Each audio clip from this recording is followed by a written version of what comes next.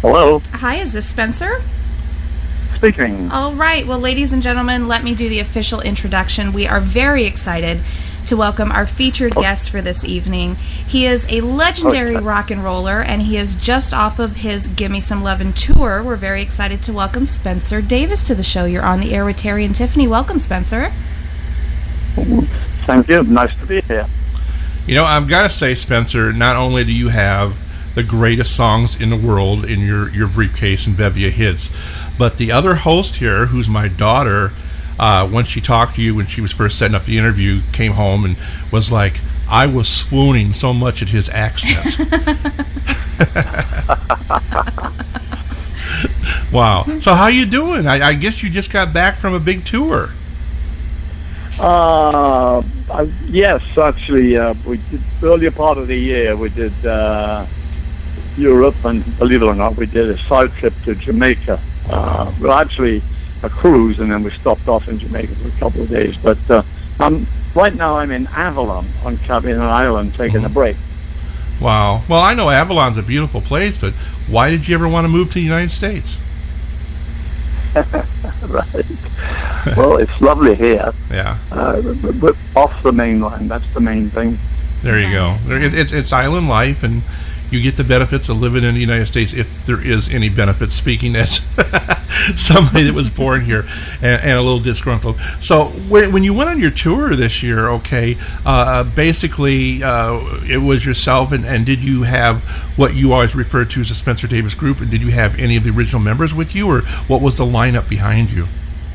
Yes, I had the drummer, Pete York, who was the founder member of the early Spencer Davis Group, when I put it together with the two Winwood brothers, Muff and Steve.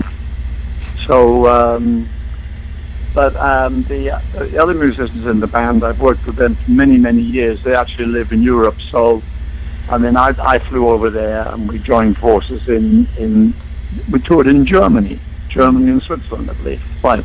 Yeah. Wow. Well, as we go through this interview, Spencer, because it is live, I'm having questions that are being submitted from listeners of ours, so every once in a while I'll field those into you. Our first question comes from a listener and said, can you ask Spencer how he got started in the music industry, because I understand that he had a degree in modern languages and you were a teacher, right? Yes, I was a student in both Birmingham and Berlin. I did modern languages, but when I was a kid, I had an uncle who played mandolin, and I was very much influenced by him. So I got a guitar probably 13 or 14. Had a piano accordion when I was 11 or 12. Didn't really get on too well with that. I did learn to play it, but it wasn't exactly. I wasn't Weird Al Yankovic, so I couldn't get away with that one. Well, you know, the thing with your music is, I really don't know how you would describe your genre and what you do. It's very soulful, to the fact that you were even covered by the Blues Brothers, and they mostly did like rhythm and blues and black artist music. And in fact, at one time, I thought you were a black artist.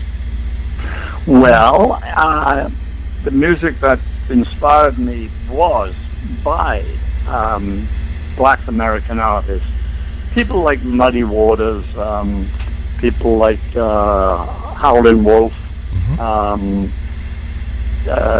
let's see, Sonny Terry and Brownie McGhee, Huddie Ledbetter, names that a lot of Americans may not know, but their kind of music intrigued me more than the sort of the white American or British music for that matter. Some of the stuff we had on BBC wasn't exactly soulful. It was very sort of poppy and very shallow. Right. So when I discovered American blues, it was as if I'd discovered Nirvana, you know. And so still to this day love that kind of music. I actually put on an exhibition over here in Avalon on Catalina Island at the museum, and it was a thank you tribute to a lot of the American artists. You know, without people like Muddy Waters and people like, as I say, Little Walter. In fact, the Rolling Stones named themselves after a song probably by Muddy Waters, like a Rolling Stone. Mm-hmm. And there was a thank you. Kind of was like carrying coals to Newcastle, because when we first started playing in America, playing that kind of music, a lot of kids said, "Where do you get that music from?" And I said, "We got it from you." Right. There you go. It's black American music. Well, let me ask you, Spencer, kind of going along with that, I mean, people would be remiss if they did not recognize that a lot of the boom of rock and roll and the birth of rock and roll came from the African American artists, the black American artists, and then every couple of decades it always seems to have kind of a resurgence. Now, the Spencer Davis Group, you guys were going around 1966, and then the Blues Brothers, the film, came out in 1980. And did that have a huge impact on kind of a resurgence for you and the group? And was there ever any discussion with you, or how involved, if at all, were you with the movie or them performing your song, Gimme Some Lovin', in the film? Because we know that Dan Aykroyd, for instance, is a big lover of rhythm and blues music and music with soul. Well, usually the publishing house, the music publishers, were usually approached on our behalf, you know, so we'd like to use Gimme Some Lovin' in, say, the Blues Brothers movie, or the actual track used in The Big Chill. Remember the tennis scene in The Big Chill, right, as it opens out, it's Gimme Some Lovin' they're playing, and it's quite a powerful impact on the screen. Same as Days of Thunder, when they looped the thing, you know, when they were going around the racetrack. Also, Notting Hill used that. And I think some of the ones not so well known, like Keep On Running, was used in Mr. Holland's Opus. So they've been in many, many movies. Mr. Destiny used it as well. And also it's been used in commercials. Sure. I'm a Man was used in a Nissan commercial. And since we all perform on it, the music company usually helps itself to the best part of the proceeds, and what's left is thrown to the band, the performers or the writers.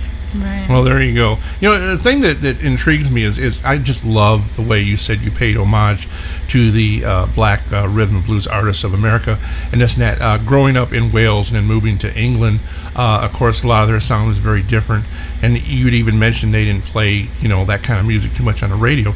What did your family and what did your fellow musicians think of the fact that you were kind of going a different path? I mean, there were some other groups that was getting into that, like you mentioned, the Rolling Stones, but kind of what was the attitude towards you that you were playing music that people could have thought was black artists like I did originally? As I said earlier on, I wasn't a huge fan of some of the more white music, if you like, kind of lightweight. Yeah, it was fine, you know, and a lot of people liked it, but it wouldn't be right, you know, to get up on stage with the Rolling Stones, and, no disrespect, and play Sirrah, Sirrah, you know, or even some of our own guys like Max Spygraves, who had the oddest titles, and you know, they were cute and they were novelty, but nah, not for me.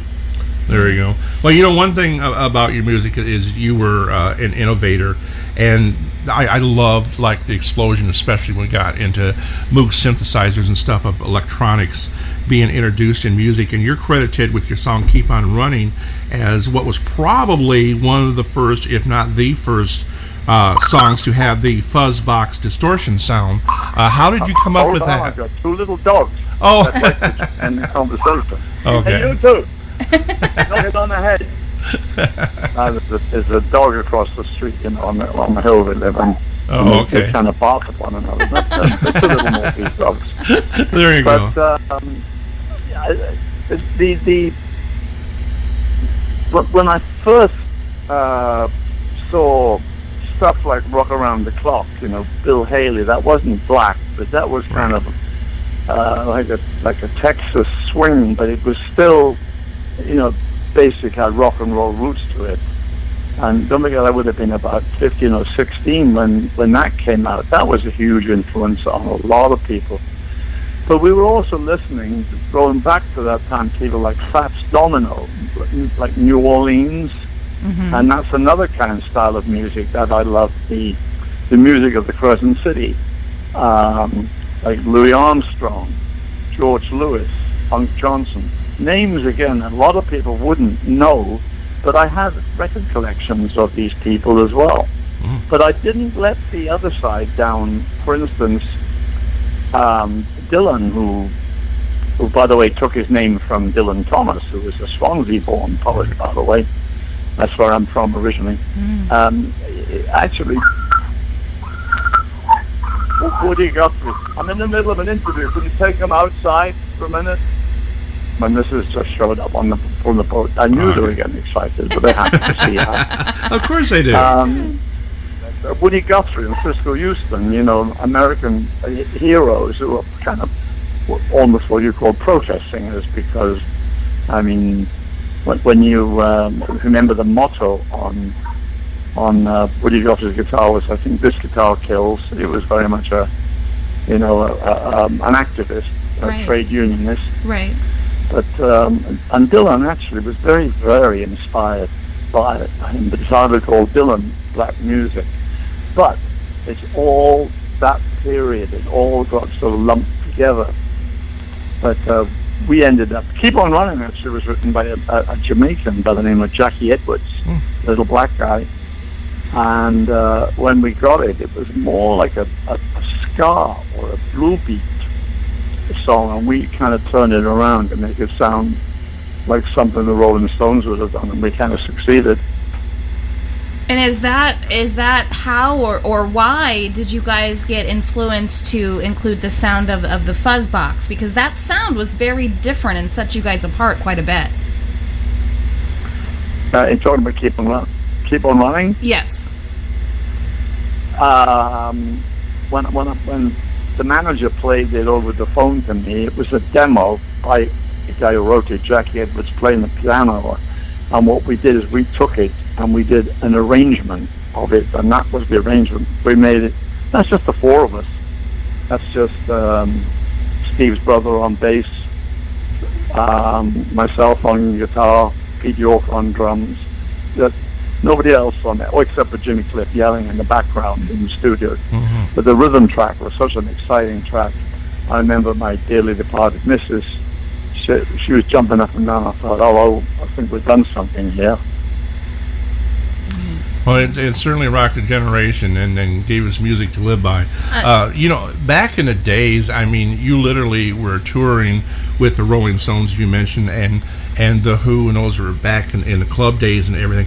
What were those early days like with them? I mean, do you have any stories or any recollections of chatting with them maybe after shows, or what it was like just basically with all the madness as they were becoming who they were?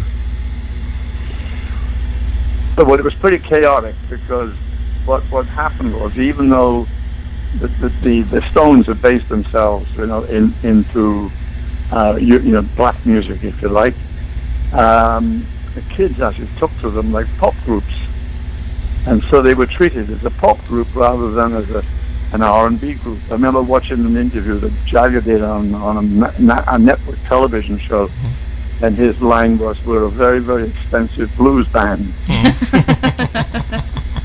which is probably correct. Yeah, when you think about it. There you go. Well, talk about lasting power. God, they're still going strong, and I think Mick's going to be 155 years old and still on stage. I really do. God love him. God love him. God, you know, one of the great things of trivia I see here is that you were somewhere in the Magical Mystery Tour TV thing the Beatles did. Is that right? I was on holiday with my missus and my two daughters down in Cornwall. Got a call from a publicity agent of ours and said the boys are on their way, and there's only one set of boys. Of course. So I said, well, where are they? And they said they're at the Atlantic Hotel in Newquay in Cornwall.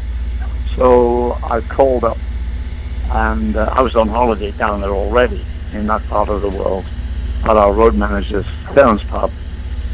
And so I called over and got Mal Evans and said, what are you guys up to? And they said, oh, we're having a Magical Mystery Tour, and the boys would like you to join in. So I went over with Pauline and the two girls. Ended up actually on the cover, on the back cover of the Magical Mystery Tour. Wow. And managed to invite Ringo and Paul back to the pub for a sing-song that evening, which was all good fun. Wow. Another question from our listeners is, can you please ask Spencer about his work after the Spencer Davis Group, where I understand that he became head of A&R for a Hollywood-based independent record label, and how is it different in being a talent scout and managing musicians versus being a musician? I mean, did you ever have internal struggles with yourself? I mean, you've been there and had walked in those shoes. There's not a lot of difference in actually putting talent together, and then finding other talent that you may not necessarily want to be in your band or play with, and you can turn them onto the label. And I worked with quite a few people. I worked with Bob Marley, worked with Robert Palmer, and some of the younger bands who actually ended up on the Island label, I believe it was.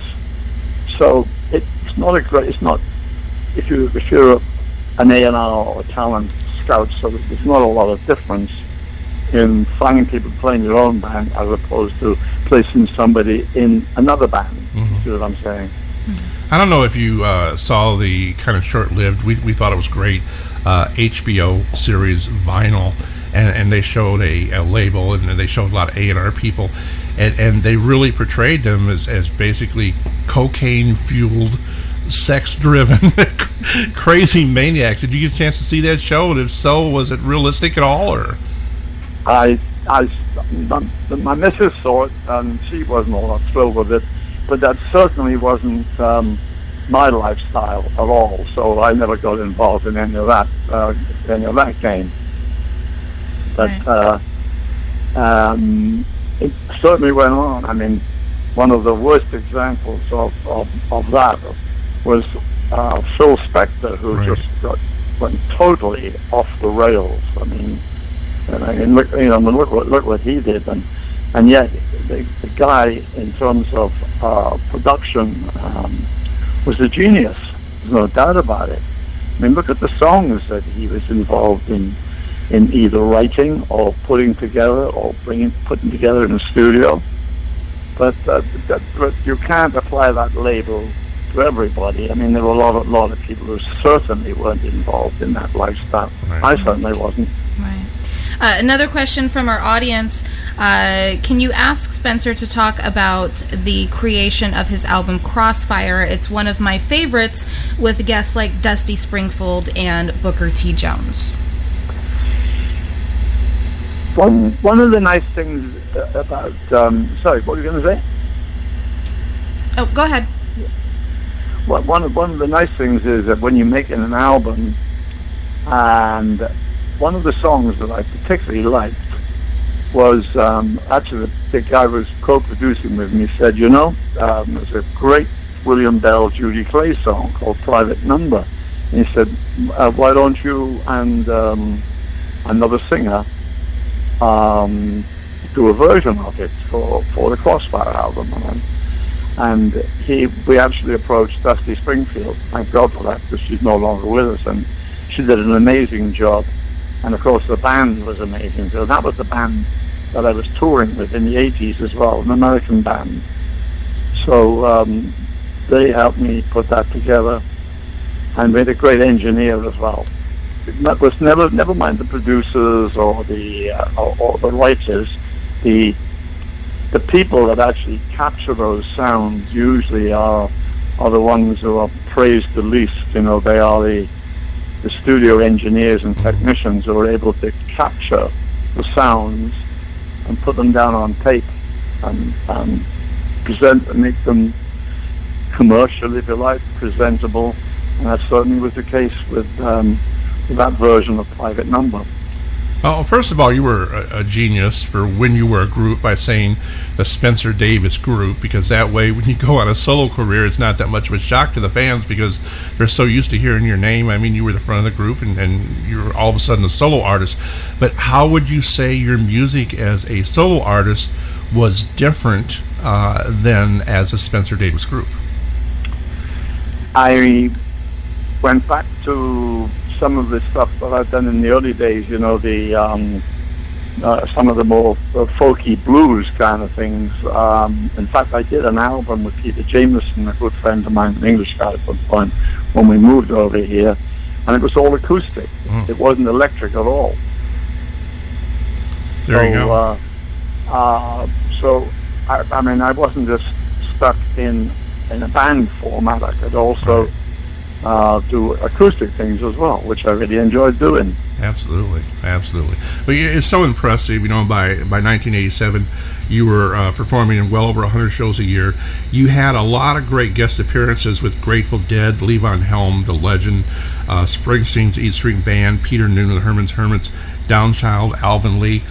Was there any of those or anyone that you had that stepped on your stage that you were in awe of yourself? You were like, maybe, I know it's hard to say because you knew the Beatles, you knew everybody, but was there anyone that you was like, wow, they're on my stage with my show? Oh, well, all of them. I mean, when I was playing a small club date with a band in Philadelphia, of all places, the Grateful Dead happened to be playing at the Spectrum. I think they got that 19,000, 20,000 seater. And I was informed by one of the booking agents that they did a version of Gimme Some Lovin', and they said they knew that you were in town playing a show in a club. Would you like to come and join in? And I said, sure. So off I went, and then when the time came to join in with them, you know, with the Grateful Dead, I said, well, okay, well, who's going to sing it? And they said, you are. I said, oh, okay. so I got to play with them, and I also did a version of Easy Rider. I got back to the old blues thing. Because remember, the Dead came out of a kind of a bluegrass, folky kind of thing, you know. Right, definitely. Now, I want to ask you, because we've talked to different artists, and some are comfortable with this and some are not, but part of becoming a top record-selling musician and a top record-selling band comes along with the television appearances and the television performances, and you guys had quite a bit of your share of that. In fact, you even did the Midnight Special and things like that. How did you feel about doing those appearances? Was it fun for you, or was it something that you didn't really enjoy as much as, say, being on the road? No, it was fine. In fact, that Midnight Special we were talking about, I think, of all people, Peter Noonan was on it. Sure. I do remember doing that show, but all of those kind of shows, I mean, the Midnight Special was a music show, obviously, really all help in the promotion of whatever you're doing. And so they're vital, they're necessary. I love talking to people like you, Spencer, who recognize that. You don't know how many actors we've talked to that are like, yeah, I have 3 new movies coming out, but I don't want to do press. Well, it's a good thing that they had shows like the Midnight Special, because, of course, the 80s brought the video boom, and songs were being made in the videos for MTV and this and that. And before that, we really had no music videos, except they cut excerpts out of Hullabaloo and Shindig and Midnight Special. And that's what we had. And if it wasn't for those, we wouldn't see those as videos now, so it really was a great thing. Now, kind of to go along that question, I mean, doing the shows where you were performing or doing interviews was one thing, but what about, like, you had a guest spot on Married with Children, and now you played yourself, right? But that's kind of a different situation. That's a scripted sitcom, so what was that like? A lot of fun. Actually, what's the name? The lead actress in that, her significant other, Jack White, actually played drums with me as well. So that's how I got to know those people as well. But when the agent called me and said, "We've got a spot on Married with Children," I said, "Oh, sure, that'd be a lot of fun. We'll do that," and I enjoyed it. What about the situation? Katie Seagal, I believe. Katie Seagal. She actually worked with Bette Midler, of all people, sometimes. She was a one of the backup singers, I believe, with her. Definitely. But her significant other, Jack White, as I say, played drums with me on quite a number of shows. Very good. Awesome. I didn't know that. That's a great piece of trivia.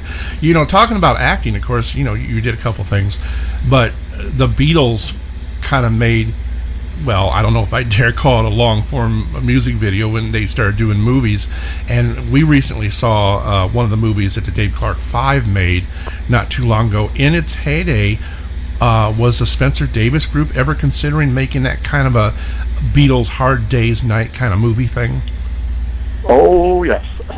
We did one, and to this day, I mean, it's probably the worst thing that we ever did. It was a thing called The Ghost Goes Deer, and because the word deer was quite popular from the Liverpool area. But I mean, it had a very thin storyline, and it was just an excuse to stop whatever we were doing and pick up our instruments and play songs. But it was nothing like A Hard Day's Night or any of those kind of movies. I mean, best forgotten, I think, about that one. Another question from our listeners. Can you please ask, not only having been a legendary musician, but also doing A&R for a while, how does Spencer feel about the state of the current musical industry, not only the business side, but also the current trend of artists? That's a good spot to put me on, because some of it doesn't really appeal to me. There are obviously some very, very talented people in there, but some of the styles are not exactly where I came from, and so I'll say it bluntly, I'm not a huge fan of rap music, but I mean, rap is enormous worldwide. Mm-hmm. But it seems that the rap artists, they come and they go. But if you look at some of the ones that have come along, I mean, they're making fortunes, and never did get it. Right. The thing is a lot of people, and they start out as a group, and they wind up going to a solo act, and you certainly could do it all. But in the early days, when Steve Winwood first left the group and wound up forming his own stuff, was that kind of a blow to you? I mean, did you worry about that when Steve left? Were you friends? Were you still friends afterwards? Oh yes, it was obvious, that he was going to move on to do other things. But the gentleman that replaced him, Eddie Harding, was equally as talented on the keyboard, because we had a bunch of contracts in the original band to play some shows in in America, and I was scrambling to get. We had 2 songs in the Hot 100, and no band. It was kind of a very precarious situation to be in, but I got around it. Well, I have to mention this credit because, the evil uncredited acting role. What was the situation? And I don't even know why you were uncredited. What was Here We Go Round the Mulberry Bush? We just wrote the music for that. Just did a little cameo appearance with the village band, but other than that, the strange thing was that was the Spencer Davis group, Mark II, if you like, with Eddie Hardin, and Traffic. And Dave Mason actually was in on that. So it was a contemporary, at that time, contemporary musicians coming up with music for a movie at that time. Right. Well, one thing, as a person that loved and grew up with music, I'm 60. I always got excited, like in the days of Buddha Records, when they put all their artists together and created the Cats and Cats Circus, and later on the Traveling Wilburys with Roy Orbison and George Harrison and everything. You were in a few situations where it was you and a lot of other powerhouse legends. What to you was your favorite lineup in what we could call a supergroup? I enjoyed playing with there was a band called the Classic Rock All Stars, which had the late Jerry Corbett. He was from Sugarloaf. Pete Rivera and Mike Pinera, and we did each other's respective hits. We played each other's, and that was a good way of getting those hits across as opposed to just one band playing their own hits. And then another similar setup was called World Classic Rockers. Same thing, we had Denny Lane in it, people from Foreigner, people from Toto. In fact, Bobby Kimball was in that for a short while as well. So you got to hear the songs from those respective groups, and that was the benefit, that was the upside of that. You got to hear the individual songs of the individual members played by all the other guys in the band. Right. Well, as we wrap this up, I do want to ask you, you have had such an amazing career, not only with all of your success, but also with all of the insanely talented people that you've had a chance to work with and to know. Ever thought of sitting down and writing an autobiography? We're in the middle of it. Really? So, any idea of when fans can look for that? Not sure, but we've done tons of material, and I'm working with the guy that did. You must be familiar with Nicky Hopkins, sure. the ultimate session piano player. Julian Dawson did his biography, and he's helping me with mine. So we've got quite a lot of stuff. All prepared, trying to get a couple of chapters together for presentation this year, hopefully. Fantastic. Well, speaking of vinyl, if they ever make the Mick Jagger story, playing him in a movie, if they ever make a Mick Jagger movie, it's got to be his son, right, who was in vinyl. Who would play you in a movie? Oh, that's a good one. Probably my son. There you go. There you go, because the apple doesn't fall far from the tree, and I don't care if you're from Wales or you're from America or whatever. We are so glad that we can call you a U.S. citizen here. You are a legend, and it's such an honor, sir, to talk to you. Thank you. I appreciate it. Thank you very much for talking with me. Absolutely. We would like to let our listeners know that you can check out Spencer's website by heading over to spencer-davis-group.com. And I would imagine that as upcoming tour dates and all that kind of stuff come up, those will be posted over there, right? When there are tour dates. Right now we're busy on that book.